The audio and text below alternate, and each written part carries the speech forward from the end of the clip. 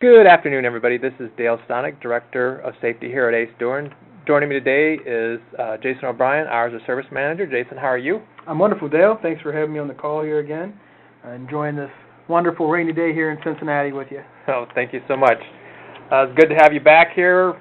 Jeff filled in for you last month while you were getting some more knowledge, making you smarter, and, just adding a lot more value to the company. Well, that's good. I'm glad to feel that way about it. Excellent. So with further ado, we will go ahead and get our meeting started here today.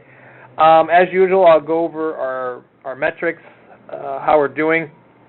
For the general freight side, I'll talk about our CSA scores. Last month was a little bit harder on us. All of our scores increased. Vehicle maintenance went up 2 percentage points to 83%.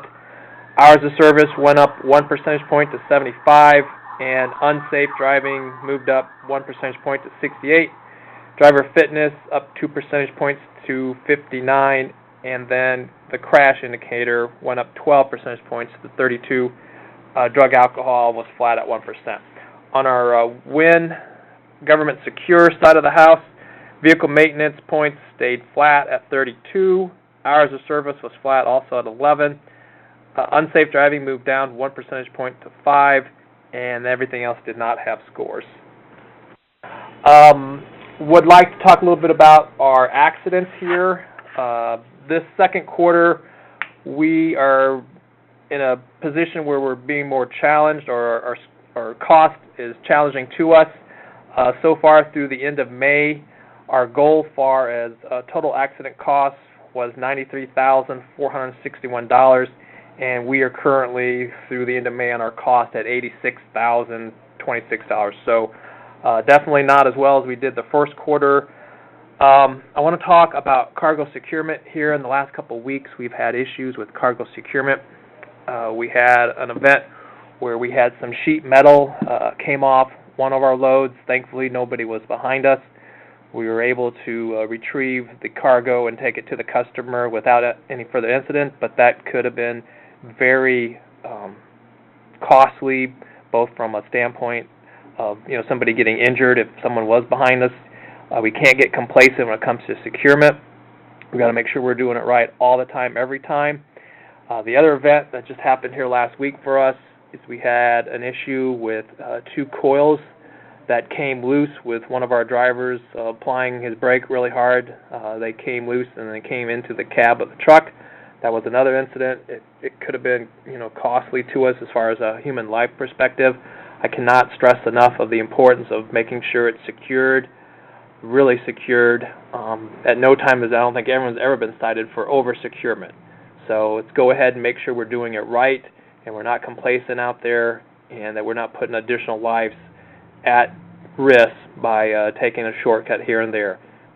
Making sure we do that part of our job every day correctly all the time is paramount in my mind.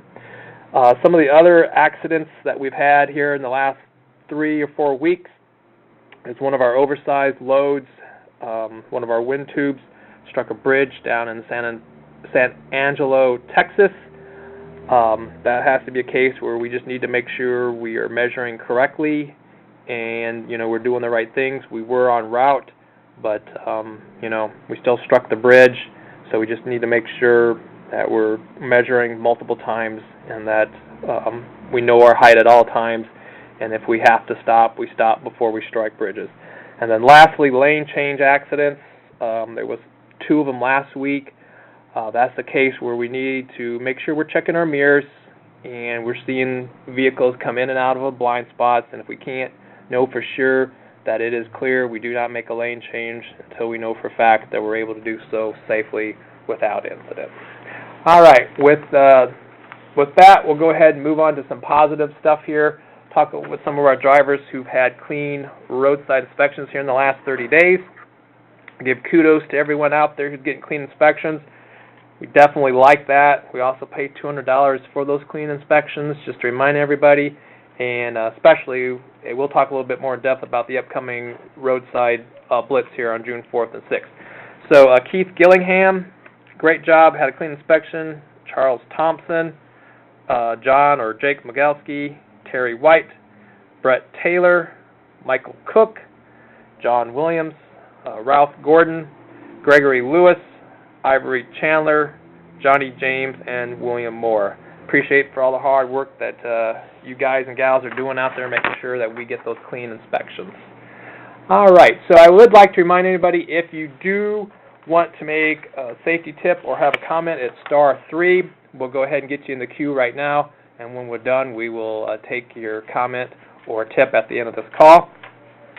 I want to talk about the upcoming International Road Check Blitz from June 4th to the 6th. This year's inspection centers are concentrating on steering and suspension. Given all the moving parts in the steering system, such as U-joints, gearbox, pitman arm, and tie rods, the key is knowing the tolerance for all these movements. It's incredibly important that we know that all of our equipment is in a position to pass these inspections.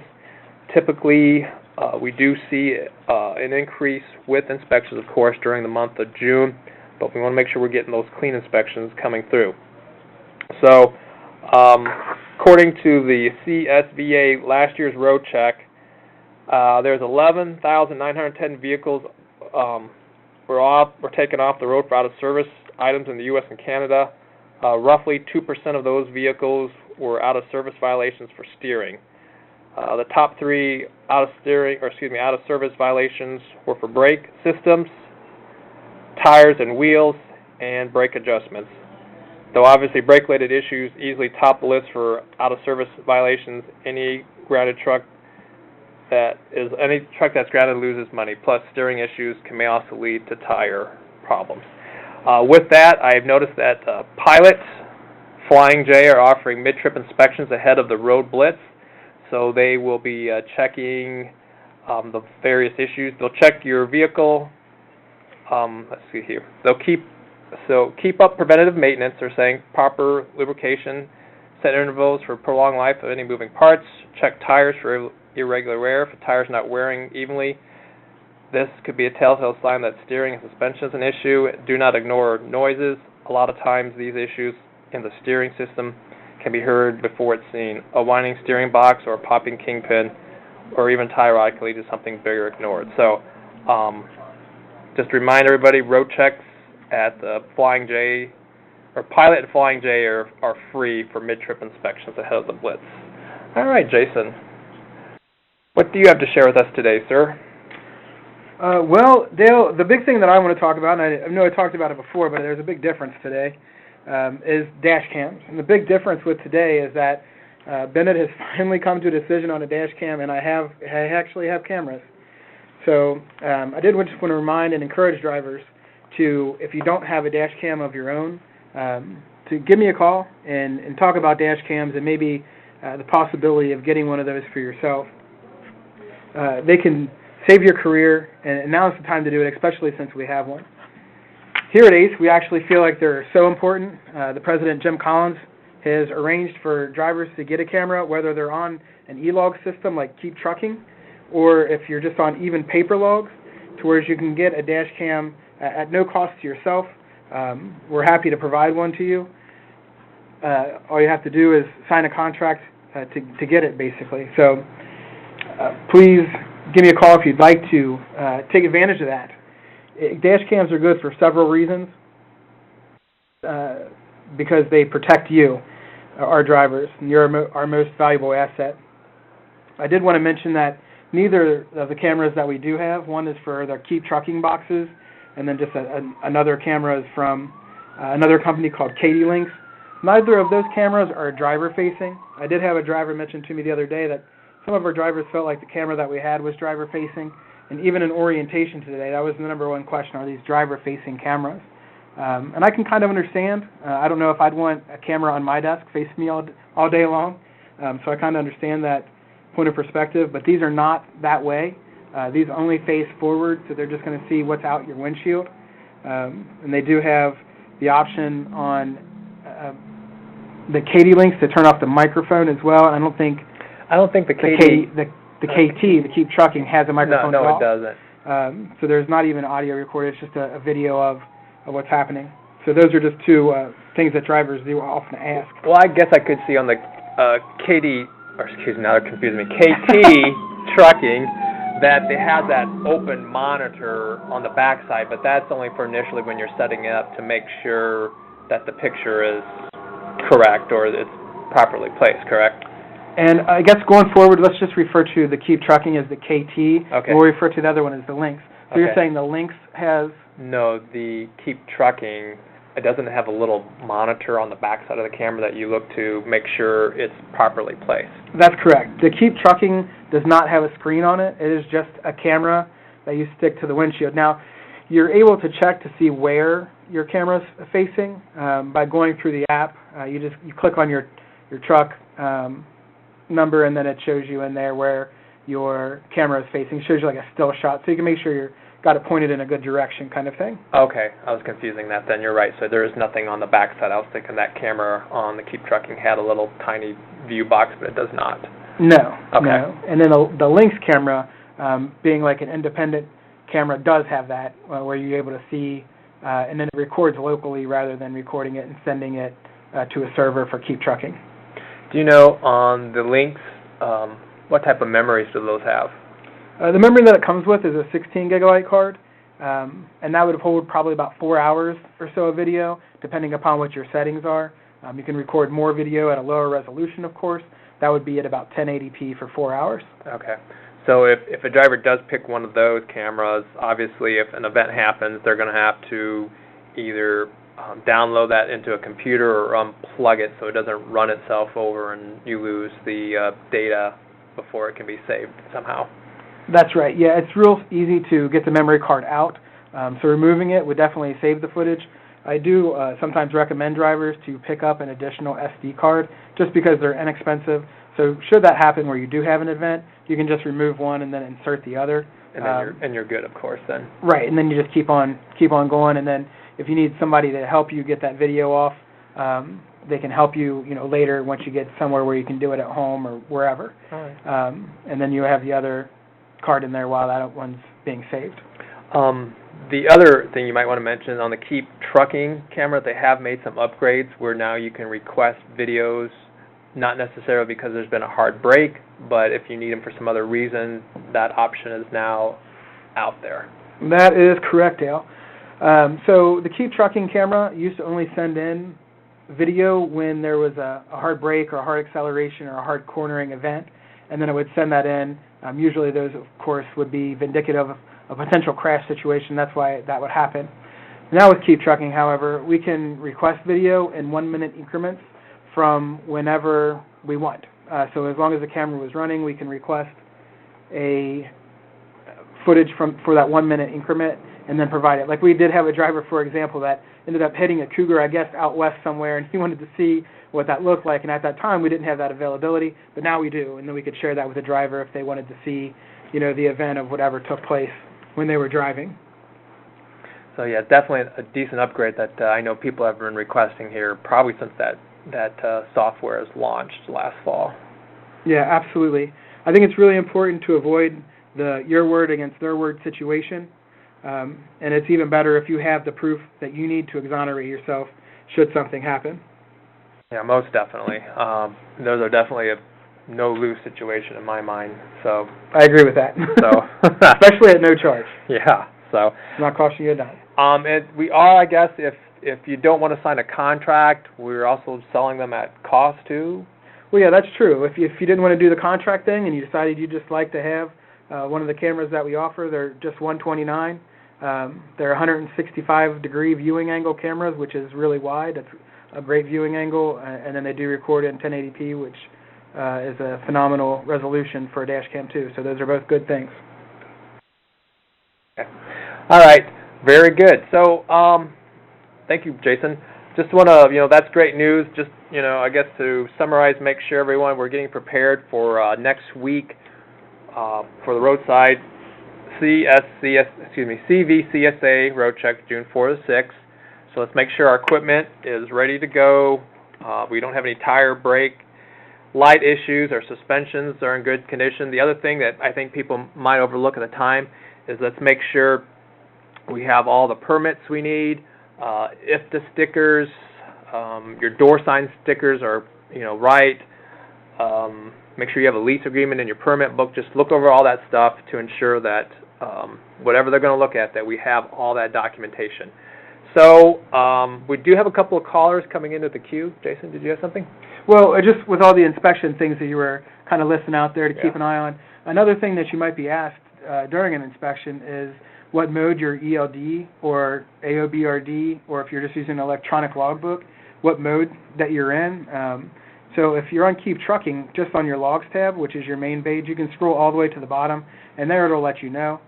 All of our Keep Trucking should be in an AOBRD for the moment, so that's what you'd want to let the officer know. But if they do ask you that question and you don't provide the correct answer, that is a violation. So you want to make sure you know your mode. If you don't, please just give me a call and I'll help walk you through finding out what you're on there.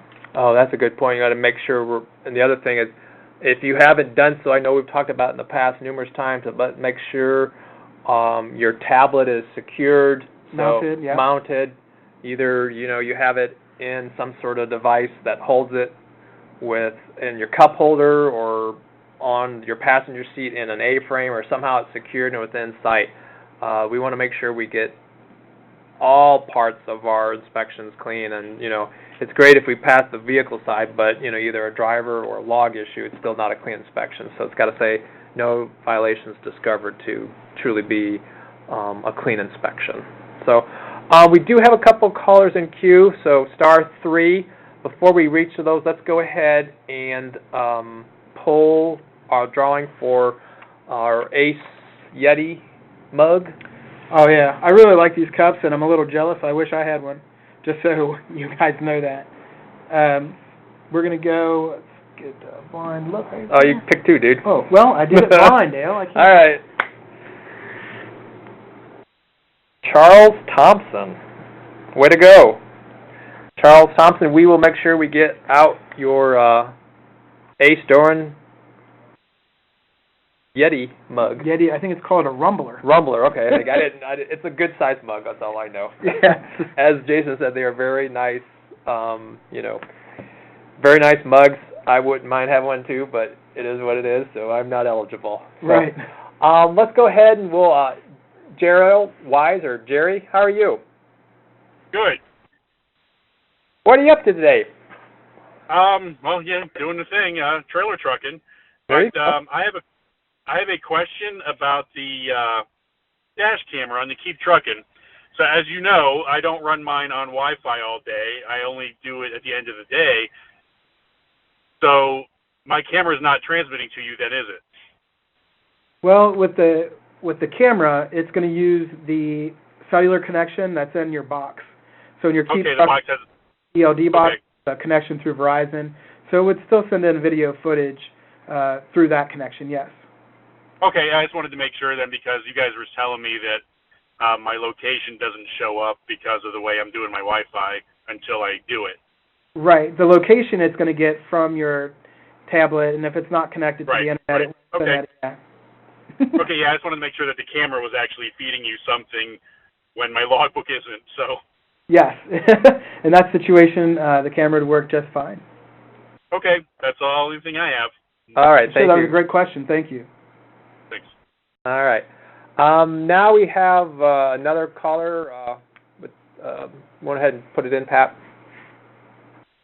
Hello, who's this? Dustin? Yeah, that's Dustin Higgins. Hey, how are you? Hey, Dustin. Not bad. I just wanted to touch on that accident that happened last Tuesday. That was actually one of my trucks. There was 3 things he did wrong. One, he was following too close. Yep. That was just a big no-no. That was ultimately, nobody should ever do that. Correct. 2, he had 76,000 pounds on the deck. He was going 74 miles an hour. That's a permit load. Yep. Any permit's going to say 55 miles an hour. That, number 2, that was bad. Number 3, he had proper federal DOT equipment. I read all the PUCO. I read everything. But that just goes to show you, just because you have enough securement does not mean you're necessarily safe. Yeah. Throw an extra chain. That came really close to killing him. Yep. Very, very close. I agree. The only thing that stopped it, the frame bent and it cradled the coil. The only thing that kept it from going through that truck. Yep. It total loss, truck and trailer, $250,000 worth of damage plus, whatever. Nobody wants to be put in that situation. No. So I just wanted to, make guys mindful. Throw an extra chain. It ain't worth it. Just because Right. you got enough federally doesn't mean you're safe. Nope. I would agree. It for the little extra time it takes to put on additional securement, it's well worth it to protect yourself and the other people around the motoring public. I just sat and think about how lucky we were that no one was injured from that, from both coils coming loose. We could have had a car beside us and it could have crushed them. Well, that's the thing. If that coil, the one that ended up on the ground, would have went to the right instead of the left, there was a car there. It would have ended up on top of that car. Yep. It takes 2 seconds. Throw another chain. If he would, I guarantee if he would have had 1 or 2 more chains on each one of them coils, he still would have rear-ended that other truck, But inevitably what would have happened is I'd be putting on another hood on that truck and putting another driver in it, and and that all would be good. He would have been terminated. All would have been good. Yep. But now it cost me $250,000. Yep. So, and people need to keep that in mind. Financial losses aside, having someone lose their life is, to me, just the biggest, thing we could, keeping life safe is the most important objective we have every day. So that should always be our priority, is making sure everybody gets home to their family safe and sound. He was very lucky. We'll just say that. Yep. All right. Thank you, Dustin. Yep, no problem. All right. Looks like we got Mr. Don Phillips up next. What's up, Don?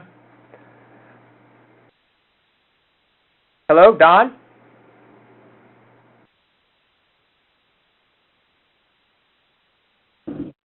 Don, are you there? Can you hear me now? Yep, there you are. Oh, sorry about that. Want to commend your last caller. Perfect example of how we can learn from any mistake, and we should learn from every mistake. It's a mistake. It could have been preventable. The man definitely did not try to hide anything. He's great loss of money, but we all need to, commend him on that, speaking up, and let's learn from our other mistakes. If you don't make a mistake, shame on you. Learn from someone else's mistakes. Yep. Hopefully we can do that. Yep. And just while we're doing that, make sure we're doing it right and we're not putting other people at risk, though, and, stuff like that. I just, I can't stress enough of making sure stuff is secure out there. As Dustin said, if that individual would have put another tie down on another chain, we wouldn't have to been worry about stuff coming off the deck. So. Very, very true. And if he's a flatbedder, he'll tell you right now, every chain you have left hanging in the rack don't hold a darn thing. There you go. True. Yeah. So, all right. Did you have anything else, Don? No, sir. That's it. We've had a bad month on the wind side. We need to buckle down and do what we're supposed to be doing. Do it right the first time. Yep. Everything is explainable. Yep. I'm sure some people might have lost a driving position or whatever, but things like that do not happen. It's a human mistake to hit a bridge. Yep. So. We have safeguards. We have tools. Yep. My preaching on tools. Your brain is the biggest tool you have. Yep. Make sure we use them correctly. Yes, sir. Dale, I appreciate it, guys. Y'all have a safe one. We'll be back out there in 3 more weeks. Thank you. All right. So we don't have any additional calls in the queue right now, so we'll go ahead and just wrap this up here. Remind everybody that maintenance reports are coming up due for the second quarter. I did notice that there was quite a few people who didn't turn them in the first quarter, so let's make sure if you didn't turn in the maintenance reports that's due every quarter, you get them turned in. So anytime you get new tires, oil change, anytime you're replacing lights, you're keeping record of that and you're writing it down and you're turning them in to us. That is required by FMCSA regulation. Jason, do you have anything you want to add? Nope. Well, I was going to talk about the maintenance report. Okay. I stole your thunder. But yeah, so looking at the first quarter, there's only about 20% of drivers that are turning those in, and that needs to be 100%. Like Dale just said, it is FMCSA regulation that we do have maintenance reports on file for 12 months for your truck. So please fill those in. If you need the sheet, as far as like the form to fill out, we have one that we can email you in a PDF format. You know, you can print as many as you need. You can also take care of it at at driversigg.com. If you go to driversigg.com and go to the safety tab, on the bottom it'll have where you can process them online as well, and then they get entered into the system automatically. So there's two easy ways to do it there. Just let us know what you need from us to make sure that you guys can get those done. All right. I do just want to mention, I was hoping Jeff Roach would stop by. He's in the office today here. I do know he was mentioning Camp Bennett this morning in our staff meeting, so if you have children between the ages of 12 and 18 and would like to send them to this camp, Mrs. Taylor does provide for that financially. So if you have any questions, you can contact Jeff directly. I don't have his number on with me, but we are providing transportation out of Cincinnati down to Camp Bennett, which is down in Florida. Jeff drives down there. You know, we thank him so much for taking time out and taking the kids down there and spending time with them and bringing them back up. So, but registration is open, and that is second week in July. Looks like they leave on the 7th and they're back by the 12th of July. So, without further ado, I'd just like to thank everyone for all the hard work they do. Without your guys' effort and commitment, there's obviously no need for Jason or myself, so we appreciate the hard work you guys put in there. And just want to remind everyone, making sure we're doing everything right, we're being safe out there, protecting ourselves and the motoring public. Jason? Yes, drivers, thank you again for all you do. We definitely appreciate it, and we wish everybody out there to have a great day and a great week. All right, thank you.